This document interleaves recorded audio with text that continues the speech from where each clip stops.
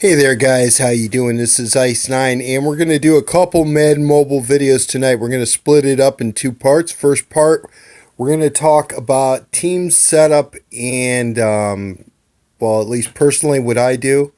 It's kind of a personal thing where you choose to put players and how you use plays and things like that. But we're going to talk about that and we're going to talk about counters as well. Okay, so starting off here with the quarterback, you know what I look for, and you guys have watched my videos, at least a lot of you have. You know that one of my biggest deficiencies is I forget there's a scramble button. I've forgotten, even though it's been there all year. So, in terms of mobility of the quarterback, I am a pocket passer. There's no doubt about it.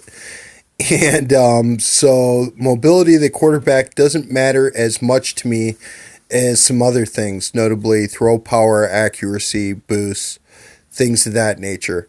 I've gone back to Favre for the time being because in case I need the deep ball in the Hall of Fame, you need somebody with a lot of arm, and Favre is definitely that guy. Now, the throw accuracy, shorts and mids, it does show up a little bit, but it hasn't hurt me too much. What does hurt me at times is he is a little bit shorter, so thrown into the back of linemen. And also, sometimes those short accuracies, throwing it behind the receiver and things of that nature, he's a little bit more prone to do that. And he does have a tendency to double clutch on that big 4th and 19th play that you need. If you got too much of a pass rush, he doesn't exactly have a fast release. I would say that Brady is definitely better, and Elway too is better in that regards. And maybe I'll rotate Elway back in and give him a shot, at some point. He's a little bit more mobile. He's got a decent boost. You know what? Far for the time being is okay, but I'm considering trying Elway yet again. He's got a little bit more throw power than Brady, but some of Brady's short throw accuracy for sure. It's a pretty well-rounded quarterback. If I upgrade at this position, what I'll be looking for is basically everything. It's really tough when you've got a guy with a +2 awareness and strength boost to go away from him. So a card like Mariota, while it gives me the ability to experiment and things like that, it also drops my overall, drops my defense, drops my offense, drops everything. Even though gameplay-wise, this might be a really good quarterback for me. There's no doubt if he had Favre's boost, I'd be playing him right now. As it is, I might play him in some season and just get used to running with the quarterback more, which is something I need to do. But as it is, the way I play, having a guy who could throw it is the most important thing. So when I'm looking for an upgrade, ideally I want a player with a boost, which is going to be kind of tough. I want somebody who's mobile, who throws it well on the run.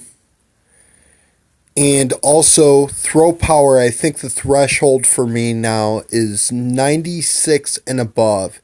And to really be an upgrade, I'd really thinking more like 98, 99 throw power, with mobility and good throw accuracies for short, mid, and deep. So basically, I want everything. I want mobility. I want the whole thing. If I don't get the boost, I don't get the boost. I'd love to have GT Cam Newton right now. At this point, it seems to me that card would be sick right now in terms of running with the quarterback, and he's tall and basically be perfect for this year and the way things work. Good throw power, decent throw accuracies, etc. That'd be a great card to have right now. So knowing that cards like that are coming out doesn't have me upgrading every single time that a good player comes out. For example, the McNabb card, which wasn't a real big hit because their throw power, even on the boss, was 94. Or McNair, or one of those types of cards. Even those guys are mobile and things like that. I just think better cards are going to come out. And even if I have to take a quarterback without a boost, and we've been spoiled by boosted quarterbacks this year, that's what I'll do once I get a gameplay quarterback that I like. So that's quarterback position. terms of halfback, a lot of people think, oh, CJ2K is going to be the best running back to come out all year, especially if he didn't play last year or the year before. I'm here to tell you that this guy doesn't make top 10 in halfbacks last year if you don't take into account the boost. The boost, of course, is huge. It's a 99 player with a +2 speed boost, the most desirable boost to have. On top of that, players are really strong, really elusive, boost him up to 98 speed, but there's going to be halfbacks coming out with 99, 100, and 101 speed. It's coming. GTs, Ultimate Legends, EA wanting you to keep on opening packs. The players will get more and more overpowered. I am considering just selling CJ2K and taking the coins at this point as better players come along, but with EA not bringing out any available speed boosters available through live events, I think I might have to hold on to them for the time being. Really do. So, but very good card. But what I'm looking for in a halfback, I like the little guys who could kind of slip between the tackles a little bit, as opposed to the power guys. But this is kind of a smaller guy with really good strength and good elusiveness, so this is a good card.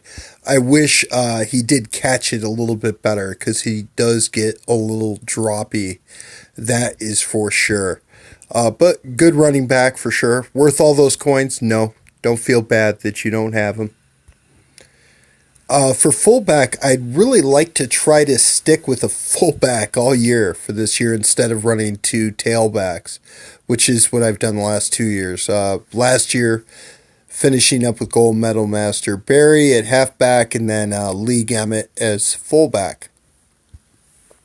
The year before that, I had Bo Jackson, Mobile Master, which would be an Ultimate Legend now, and I had Thanksgiving Barry Sanders as fullback. The only reason I did that is because Barry's my favorite player of all time, so had to put him on the legacy team. But other than that, I'd really like to be running a fullback, and Sherman's a good one. He's a 99 with a boost, and his strength boosters disappear off of teams. It's a useful one. He's got pretty good speed, very good acceleration on FB dive, which is the only play he has to run. He gets through the hole. Even on medium counters, he could get some yards out of it. Even in Hall of Fame, he could get some yards out of it. He catches it okay, probably not as well as DeMarco, League DeMarco, but good enough, and it's a good boost, and it's a high overall player. So that's somebody who could potentially make my legacy team. It could also happen that a really good halfback comes out and I throw CJ2K in as fullback. That's very possible as well that happens. Okay, so at the wide receivers, a lot of people will not do this, but at wide receiver 1, I will run the alpha dog. I'll run the big jump ball, fast, the best wide receiver I have, gameplay-wise. That is Julio Jones. Marshall is also very good, but not as explosive. But that's a very good card, actually, too, with the boost. But I run Jones because his ability to make the big play, his ability to go up and catch it in traffic, his ability to make yards after the catch. You know, he's got a little bit of everything. Elusiveness, tall, speed, strength, agility, jump. Better cards are going to come out, one would hope. You know, better wide receivers are going to come out. But that's where I like to put my best wide receiver. What a lot of people will do is put Jones or their best wide receiver, their best fast, tall, jump ball receiver at 2 to try to create a mismatch with the other team's corner, which is usually their corner that isn't quite as good. So, you know, they'll try to create that kind of mismatch, especially teams where they're running like League Sherman or Xavier Rhodes, you know, the MVP master, where ththose guys don't have any speed. Jones will just burn them at all but Hall of Fame and all Madden settings, I mean, that's going to be a mismatch at some point. I mean, Sherman's tall and he could jump, but he can't run. Not with this card. So, that is basically what you could do. If you got somebody running like a Hall at corner 2, which is a perfectly good player, that's, a 98 overall player, but he's really short. I think that he's like 5'8", or if anything, 5'10", or something like that. Not quite as fast as Jones either, not as strong. So this guy will play really good in zone and in nickel, and he's got really good play recognition, but better zone than man, and not very tall, not very fast, equals a disaster against Jones. So a lot of people will run Hall at corner 2 for his boost, and that's why a lot of people will run Jones over at wide receiver 2. What I do instead is I run a booster there, because one of my deficiencies, along with not running with the quarterback enough in plays that I should, I don't look at the left side of the field too much, except for plays that, I've already run enough times where I see how they develop in the left side of the field. And I'm like a lot of players in that way. I'm definitely not alone. So I'll run my booster at wide receiver 2. In this case, it's Dion. Now, Dion sees use in Strong Twins PA Cross, which I'll use, but not too much in league-to-league drives. I really use that play more in Hall of Fame, especially as teams are, making adjustments to counter the short passing that I liked using. So then I might use that play, or a soft counter unit. Then I'll look for Sanders. And he's a good wide receiver. He's not great. Don't try to truck anybody with him, that's for sure. Better try to use his elusiveness and spin move and things like that. But he's a good wide receiver, good speed, and very elusive, and pretty good jump at 6'1", so not a bad card. And good for the boost. So for the time being, that's where he's at. I assume that once I get Gauntlet Edelman, that's where Edelman will go. Although, I don't know. Maybe his better overall cards come out, and then Sanders becomes less necessary. Maybe Edelman will sit on the bench for a while. It's fully possible, because Sanders' boosts are a little bit less redundant in some ways than Edelman's, with that big old catch boost, although the awareness boost is very, very nice. So I might put Edelman in right when I get him, or I might not. We'll have to see. And it'll depend on how Edelman plays too, for sure. Now, tight end, wide receiver, totally depends on how you play. Earlier in the year, when at the slot I had league effort, HB option, and running underneath the safety because he didn't have the speed to blow past the safety, throwing underneath the effort was a pretty reliable thing to do. Once you get faster players in the slot, then you can't do that anymore. But that does open up more some of the long post patterns, like PA outs as an example, with the long slot post. It opens up those type of plays. So a lot of people will run their burner type of wide receiver, their short guy, like a X Factor T.Y. Hilton, or X Factor Delaney Walker, or maybe Vernon Davis here, or Sanders, one of those types of cards. Oops, got to put him back in, right? They'll run one of those types of cards at that position.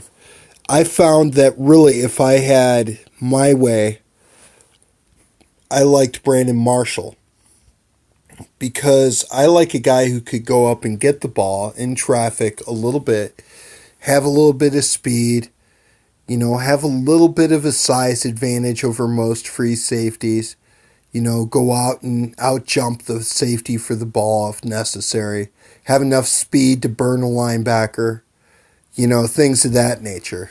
So that was a very versatile card. Now, though, we have a problem because we have a new tight end, Olsen, that gameplay-wise, he doesn't have any boost, but I like his gameplay better than Gronk. And so that forces me to put Gronk in the slot, just for overall reasons, and the boost is really good. Not sure if we need Edelman on top of it, right, as much with the catch boost, but this is a good set of boosts. It's a player that we've already had, and actually I'm finding I have to retime my plays because Gronk won't get as much separation on those long type of post plays. But if you put him, for example, against this guy, it's a little bit of a mismatch for sure. Mitchell's just, there's not many safeties that are anywhere near 6'6". And then if somebody has a smaller safety, like a Dawkins, or this guy Webb here, who's pretty short, even though he's got some good stats, fair amount of green here over Mitchell, that's a mismatch. Definitely a mismatch against a Webb. So just throw up the jump balls to Gronk over him all day long, underneath him, type of thing. And, that's a good way to go. And also, it should help out the running game a little bit, having two tight ends. Now, on the other side of the defense, same type of concept. My best cornerback will be corner one because most people will put their best wide receiver one. In this case, that's Peters. Now, in corners, short guys don't work. I don't care what the stats are for safeties, corners, and linebackers. You don't want short guys. You want tall guys if at all possible. So, Peters has a little bit of size. He's got a lot of athletic ability. And is a great, great card. Great tackler. Good zone, good man coverage, better than his zone, and good play recognition, very good jump, great press. But the card plays great, as I've said many times. And I don't know if he'll make my legacy team, but I will say that I've never seen a card make this many plays within a short period of time as this Marcus Peters card. So he is definitely corner one for the time being and makes that Champ Bailey card a lot less attractive for me for the time being. Now, corner two, good place to run a booster, like I said, but instead of running Hall, who's really got a better boost that helps out the whole team, doesn't change overall though, right? Instead of that, I play Blount. And the reason that I play Blount is because he's taller, he's stronger, he's a better tackler, his man coverage is very, very good. Play recognition is not as good as Hall's, but it's pretty decent. Jump is identical, but Blount is bigger. Card makes plenty of plays. So Blount gets the nod there. We've got the big, huge booster here at nickel. And the thing about Rhodes is he is a good nickel. Not a bad dime either. Now at this point, unless you're playing Hall of Fame where speed doesn't matter as much because your offensive players just don't get the separation that they need in the Hall of Fame. They get it, but just not as much as on league settings. So nickel, though, I think is the ideal place to run Rhodes to keep his boost in the lineup. And the reason why is he's got really good zone coverage. I see him make, most of the plays I see Rhodes make on me are in zone coverage, and so the nickel is a good place. He doesn't have to really run with anybody, but those little underneath plays where he's in zone and he makes a play, that's what he's really good at. Following really fast guys down the field is not his thing. So the good thing about putting him in nickel is you still got safety and linebacker help. So you got a little bit of linebacker help and then you have safety help, on that. So it's a good place to hide that boost. And on the other side here, we've got a booster and we got a free player that we've had now for a long time. But the thing about Sherman that makes him really good at dime is that it's probably the place that his speed matters the least. You know, a lot of times the dime is playing back, he's not playing man coverage. You know, this is the guy, if you don't have a big old safety doing it, this is the guy you need to make plays against Gronk or Olsen now, or Vernon Davis, you know, against a big tight end, somebody who's tall, who could really jump. He's got great zone coverage and great play recognition, very good play recognition. He also has good catch. So, pretty strong, good acceleration. You know, we'll get some picks for you underneath. But, you know, on third and fourth and long, which is where the dime is usually on the field, he is best going up against Gronk because he can out-jump him and he's very tall. You know, so that's why I keep Sherman there. And that's why I don't put Gilmore there. Because Gilmore is more of a man type of coverage cornerback. He doesn't have very good strength or hit power. Play recognition's a little bit less. Doesn't catch it as well. So even though it's a one higher overall with the same boost, Sherman is the card that I play there in the dime. Now moving on to linebackers. You know, right now we have Super Bowl Von Miller in there. I could easily put Dom Von Miller, and it's the same type of thing. The right outside linebacker, which is the guy on the left as you face the defense, is best occupied by a pass rusher, in my opinion. The reason why is the same reason why a lot of things. Most people throw to the right. So, and also the tight end is obviously on the right. So, unless somebody flips a play, you know, this linebacker doesn't have to cover as much as he has to pass rush and things like that. Having a little bit of balance, one guy pass rushing, one more of a pass rushing specialist, the other guy more of a coverage linebacker on the strong side or on the tight end, in other words. But this card is a decent coverage linebacker too. And he's got a boost, double boost, and so he can do a lot of things, but that's really more of a coverage linebacker. Then at the other side, we've got Collins, and Collins has more speed. He's got really good strength, boosted up to 99, decent tackle. His man coverage is a little bit better, but he's faster. His hit power is good. Power moves are still really good on this card.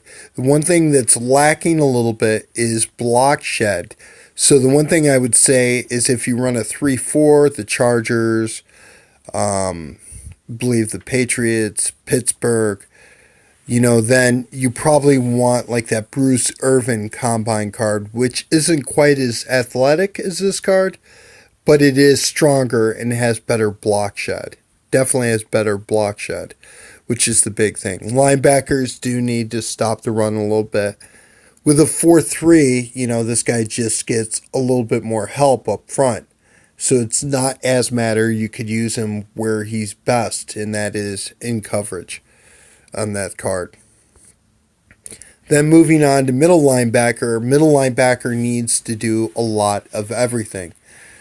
You know, there are cards that are really good against the pass.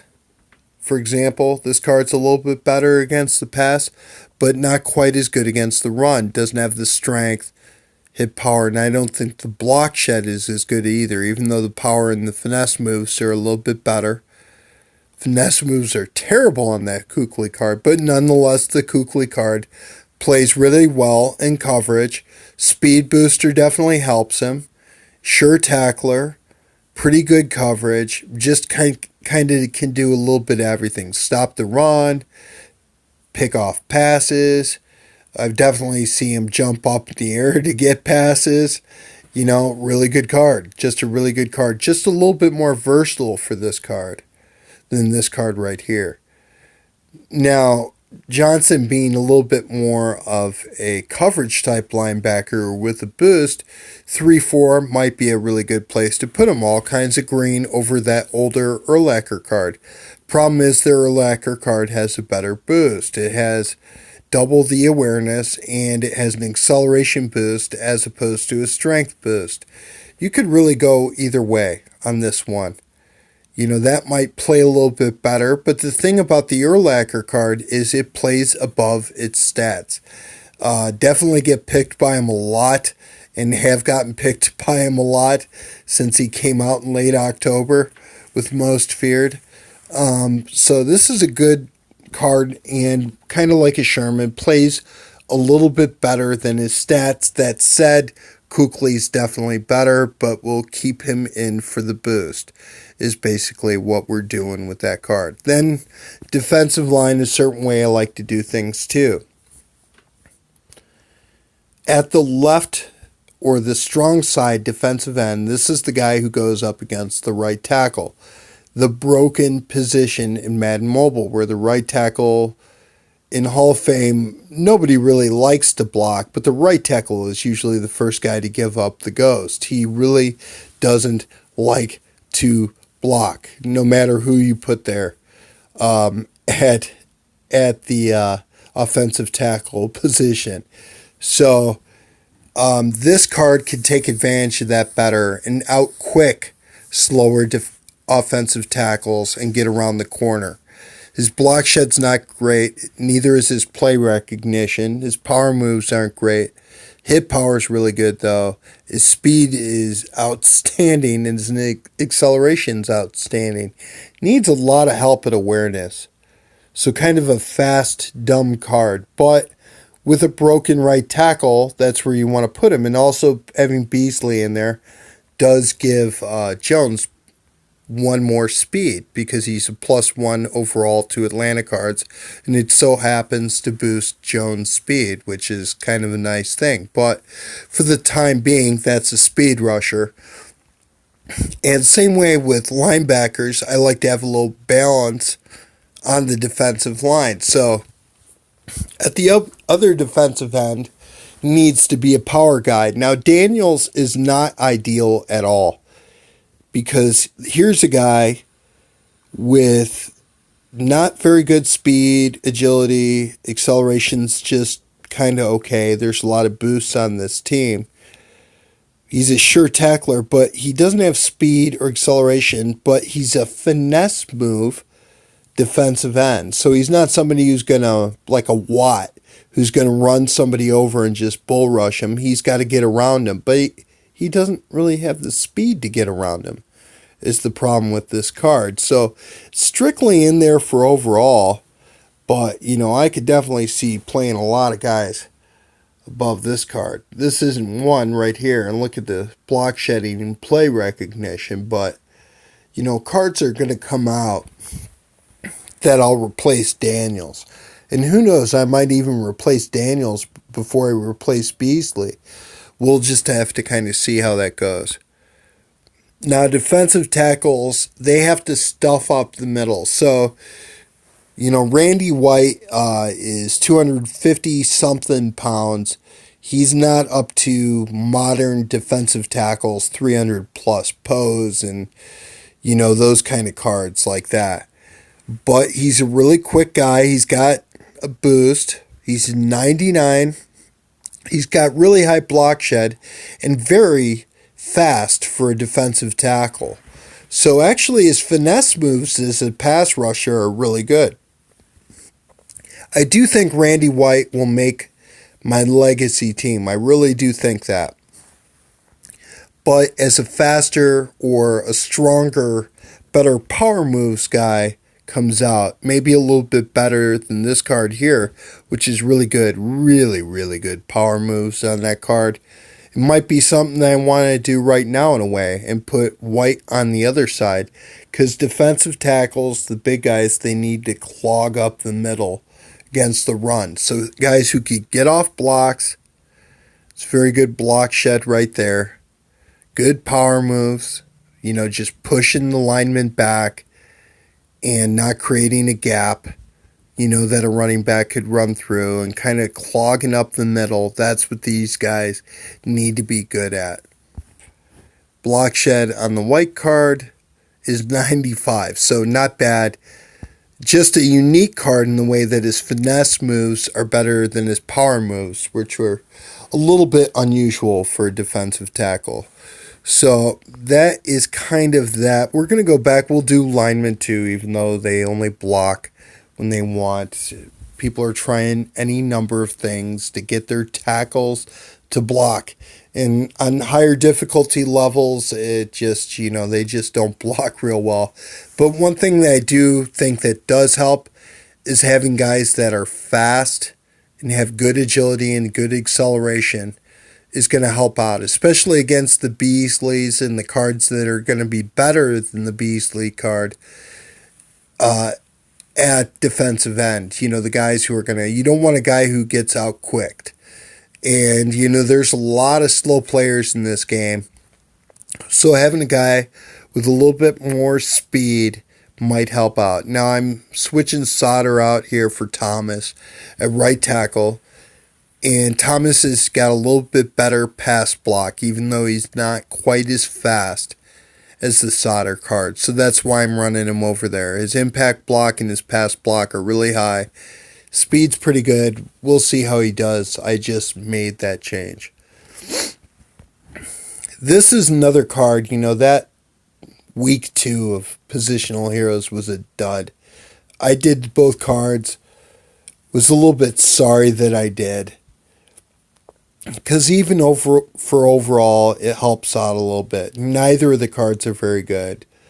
We already went through the Daniels card, where a slow defensive end with finesse moves, and why that's not ideal.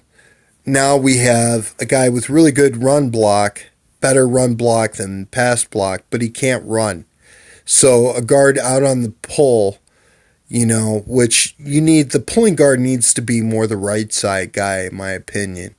You could run, you could flip plays or do whatever you want, but most of the outside running plays seem to go right. At least a good number of them do. Slant 18 toss. There's good opportunity to run right. So, this is the guy, if you're going to have a slow guy, make him a better pass blocker and then stick him here at the left guard. Just because we don't run left as much. So, slow guards get their ball carriers' way. They get in the way. They don't get out. They miss blocks because they don't even get there. So that card will be gone eventually. This card will probably be on the legacy team just because 92 speed, it's boosted, but 92 speed, 99 acceleration at guard. That's a pulling guard right there. We wish the impact block was a little bit higher, but everything else is outstanding on that card for sure. Wish he was a right tackle. And then Thomas. And then center, ideally a guy with high impact block, which this card has, but better run block than pass block be necessary. Just because on pass plays, it seems like the center gets a lot of help from the guards and fullback and things like that. So, this card is not ideal, but it's good enough for the time being, is what I would say. So, that's just how I set up a team and some of the things I look for when a player comes out, guys. Now let's get into counters and game plans. Okay, so somebody asked me in the comments of the video, if you don't have the coins to do an Ultimate Freeze soft counter setup, if you weren't able to get them as gifts at the time, if you're not able to afford this setup, is there kind of another way to have a soft counter setup? The answer is right now, no, there is not. First of all, you need at least a pack unit to counter 8% everything. That's a good one to have. And because that Doomsday thing that came out, a defensive unit, that'll make the pack more affordable. So definitely pick one of those up. But if you use cards like this, and here, let's just look at an ultimate freeze card in the game plan up close. So if we have, and actually put the card I wanted to compare it to in. So let's compare this now. So this only counters play action plays 6%. You get +6 speed. You could use this with other play action pass play counters to get the percentages up there. If you get one with no boost on it, it's an 8% counter chance, I do believe. If you do that, it's 8 or 10%. But even if it's 8% and you run 5 8%ers, you're countering play action plays with the pack unit 58%, but you're not countering anything else. And that's ultimately the problem with it, is that you just can't put enough cards in there to do what this card does. You just can't do it. So it's an easy setup to run. I mean, basically what I'll do a lot of times is if I got somebody who likes to pass it more, then I'll go this way. If they like to run it more, then I'll go this way. I typically won't stack it so hard the other way like this, and unbalance it. Even though that's a nasty setup for sure, but against a good player that sees a 54%, they're going to know what to do. They're going to run the football. They're going to throw short passes more. So usually I'll balance it, and because the running game has been improved with diagonal speed, I'll do that in there. If you can't build, ultimate freeze setups and get those kind of percentages on all plays, and it's random, it kind of fires whenever. What you need to do is get these gold double counter cards. Even ones like this are not too expensive. And when they're running the game plan live event a lot these days. So if you don't have gold plus double counters in your game plan, then that's what you need to work on first. I wouldn't say sell players to get a better game plan, but definitely don't keep buying players without working on your game plan, if that makes sense. Game plan first, most definitely. But like these cards here, long pass, 5% counter chance, they're +3 agility and 4th and long. They're useless. When you pull those cards, sell them. Get the coins back so you can get better things. Definitely don't do that. Oh, man. But definitely sell those. Don't upconvert them into elites, because they're just, the elites, a lot of times you'll get that soft unit, and it's not very good either. But keep working on getting these. Some of them are more expensive than others. The strong PA tight end corners are expensive. Smash and 20 dive are kind of expensive, but you get that, you're taking out 2 great running plays. Cards like that. Even got a couple of cutback cards. Flanker drive, and work on them one by one so you can adapt to what your opponent is doing. You basically get a whole ultimate freeze setup, or you're losing the effectiveness of the setup. Even though what you can do too is you could put 2 of the run short passing cards in, and then counter like strong PA tight end corner, cross, Hail Mary, and things like that. That's also a way to fool somebody, and I've been fooled like that a couple times where I'll run a play, think I'm going into soft counters, and then try strong PA tight end corner, which I normally wouldn't because it's so often countered, and run right into a hard counter because it's a combo type of unit. But I think it's best to think about it is to maximize the percentages, and if you can't get that kind of percentages, you need hard counters and the ability to put different plays in there. So that's it, guys. That's the first video. The second one will be covering our league-to-league drives for mobile Madness for the day. Thanks for watching this one.